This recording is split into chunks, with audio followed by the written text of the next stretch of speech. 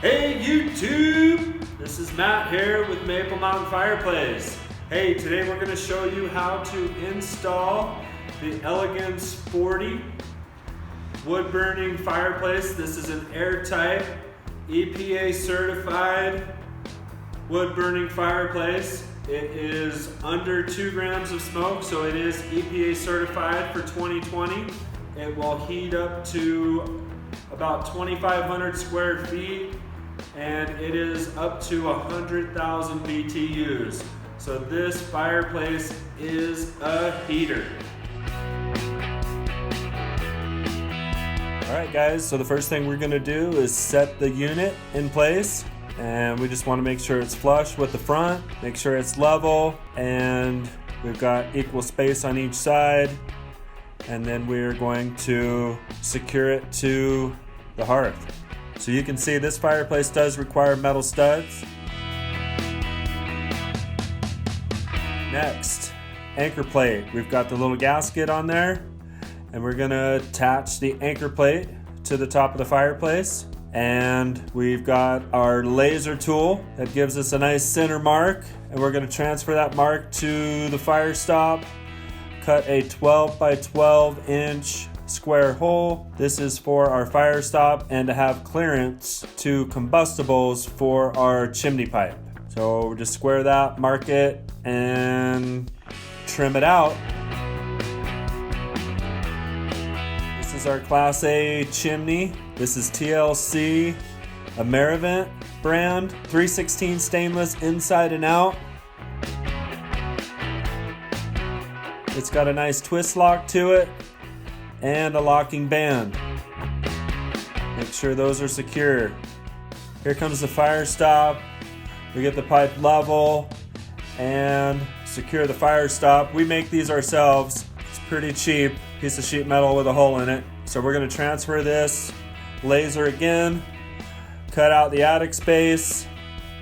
We need another fire stop, and we'll get that secured and put some more pipe up to the top. Here's our attic insulation shield. This goes around the pipe up in the attic, giving us that 2 inches of clearance. So same thing as a fire stop, clearance from combustibles, but it is vertical, giving us clearance from any insulation, so the insulation doesn't touch the chimney pipe.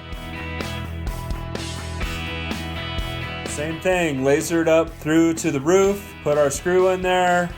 We marked that inside of the flashing, and you can see that truss right there. We can't cut the truss, but we still have the 2 inches of clearance to our chimney pipe. We're getting all the nails out underneath the roof to be able to slide the flashing underneath. All right, we've got some silicone underneath the flashing, and we'll just slide it on under. Just trimming a little of the roof. Get some more pipe in there.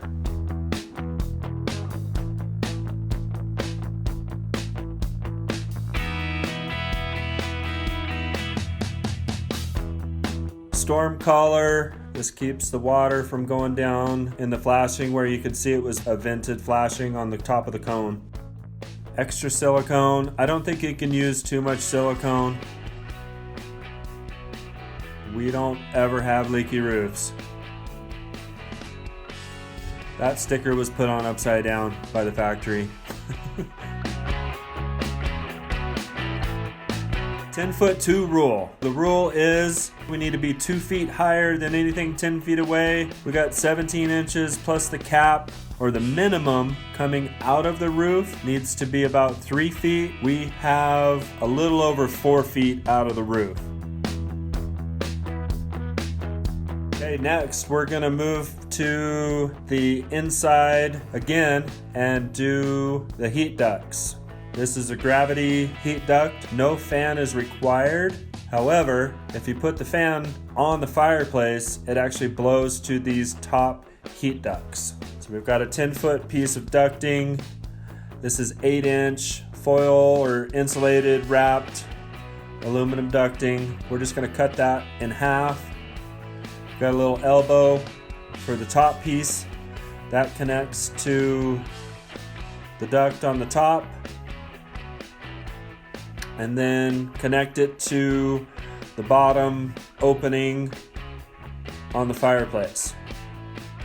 So there's 2 gravity ducts, one on each side, and then there's also a vent opening for the bottom on each side. So that makes a total of 4 grills. Now these gravity ducts actually make the fireplace more efficient. It moves a good amount of air through convection, so there is no blower required. The heat will just move through those ducts as the fireplace heats up.